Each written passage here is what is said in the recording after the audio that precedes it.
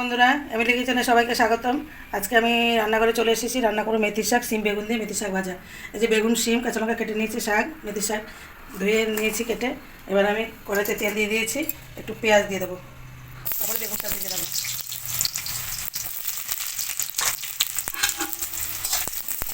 এবার দিয়ে দেবো কেটে রাখা সিম আর বেগুন,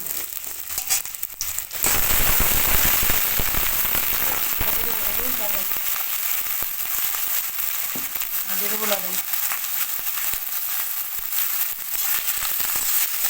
এবার দেখে দেবো।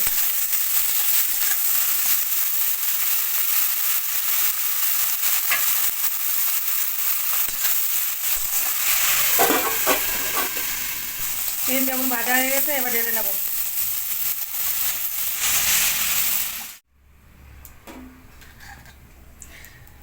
এবার কড়াইতে তেল দিয়ে দিয়েছি, অল্প একটু তেল দিয়ে দিয়েছি। এবার শাক দিয়ে দেবো, মেথি শাক কেটে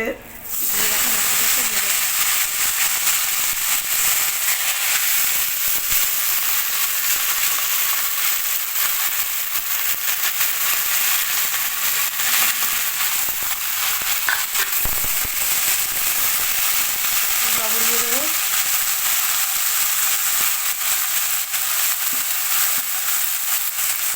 সামান্য একটু হলুদ দিয়ে দেবো, আর কিছু দেবো না। এভাবে ভাজা কাপড়গুলো ঢেকে দেবো। শাক ভাজা হয়ে গেছে, এবার আমি ভেজে রাখা বেগুন আর সিম এর ভিতর দিয়ে দেবো। এবার নেড়ে চেড়ে মিশিয়ে নেবো। এভাবে একটু হালকা করে ভেজে নেবো। বন্ধুরা, মেথি শাক খেতেও যেমনি ভালো, মুখের রুচিও বাড়ে। তাছাড়া সুগার রোগীদের জন্য মেথি শাক তো খুব ভালো, আপনারা সবাই জানেন। আমার তো মেথি শাক ভাজা খুব ভালো লাগে।